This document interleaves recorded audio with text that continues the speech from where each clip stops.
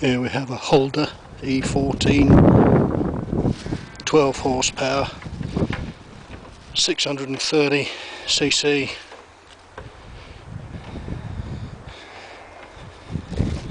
Very powerful, one-man operation. At the moment has a plough with skimmers, clutch, horn, gear lever. This is a valve to change from steering to fixed diff or diff lock.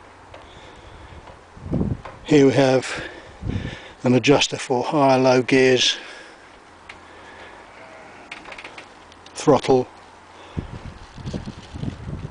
steering, handlebar height, handbrake.